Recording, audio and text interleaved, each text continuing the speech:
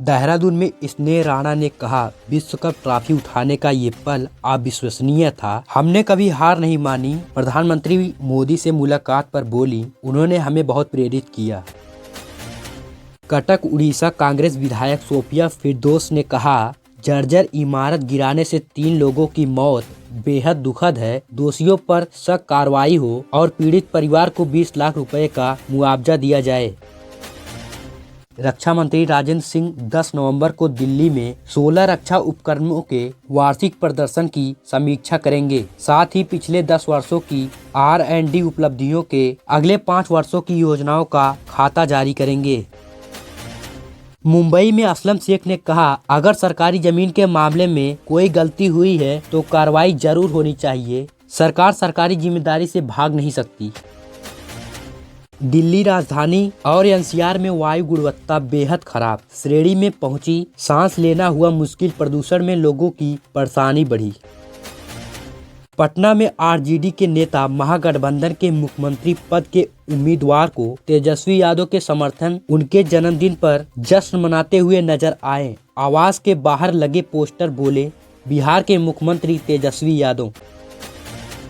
मध्य प्रदेश में राहुल गांधी ने कहा, लोकतंत्र और अंबेडकर जी के संविधान पर हमला हो रहा है। PM मोदी, अमित शाह और मुख्य चुनाव आयुक्त मिलकर ये कर रहे हैं। इससे देश का नुकसान हो रहा है।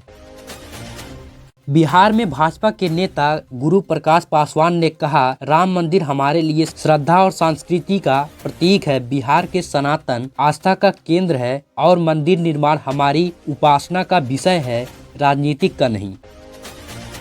पटना में RJD के नेता तेजस्वी यादव ने कहा, बिहार की जनता बदलाव के लिए वोट कर रही है। PM और मंत्री 65% आरक्षण पर चुप हैं और चुनाव आयोग को देखना चाहिए कि 25 कहां से मिल रही हैं। पटना में सम्राट चौधरी ने कहा, 55 साल देश लूटने वाले अब हमें सिखा रहे हैं। भाजपा ने हमेशा आरक्षण का समर्थन किया, जबकि कांग्रेस के विरोध और लालू यादव ने महिला आरक्षण बिल फाड़ा था।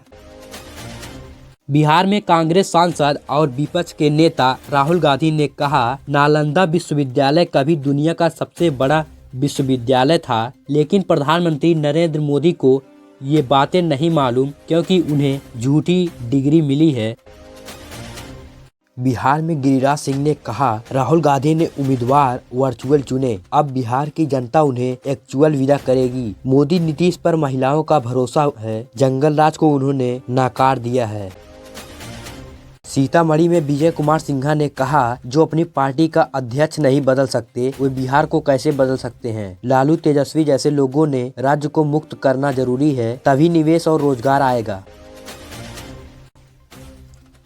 पटना में कांग्रेस के नेता पवन खेड़ा ने कहा, CCTV गायब है, चुनाव आयोग जवाब नहीं दे रहा। ये मिली भगत साफ दिखती है। बिहार के लोग वोट चोरी नहीं होने देंगे, सबको रंगे हाथों पकड़ेंगे।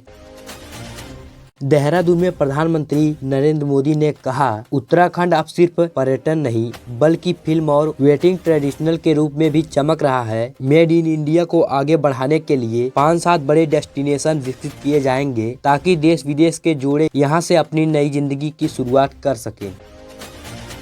रायपुर में सपा प्रमुख अखिलेश यादव ने कहा, बिहार अब परिवर्तन की राह पर चल रहा है। जनता तेजस्वी यादव के साथ खड़ी है। नई ऊर्जा और नए जोश के साथ एक युवा मुख्यमंत्री बिहार को नई दिशा देने जा रहा है।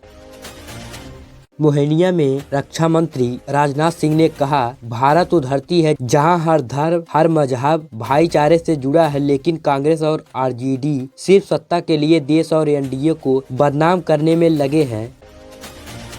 राहुल गांधी ने कहा, हरियाणा में 25 लाख वोट चोरी हुई है। अब बिहार में कोशिश हो रही है। मोदी, शाह और चुनाव आयोग साथ मिलकर लोकतंत्र को कमजोर कर रहे हैं। बिहार के युवाओं, अपने वोट की रक्षा खुद करो।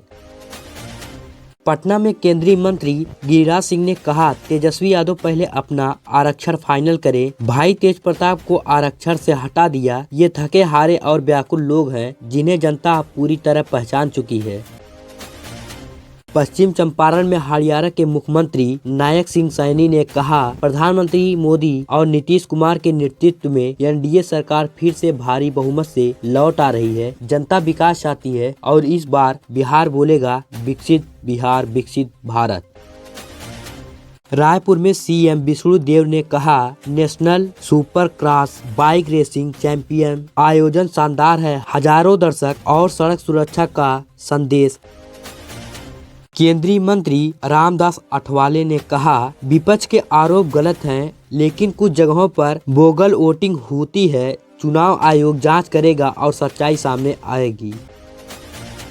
दिल्ली में एएपी अध्यक्ष सौरभ भारद्वाज ने कहा, प्रदूषण बढ़ते ही सरकार स्टेशन बंद करेगी। जहां ज्यादा प्रदूषण है वहां सिर्फ छिड़काव का दिखावा। सरकार का मकसद हवा साफ करना नहीं, आंकड़े चमकाना है।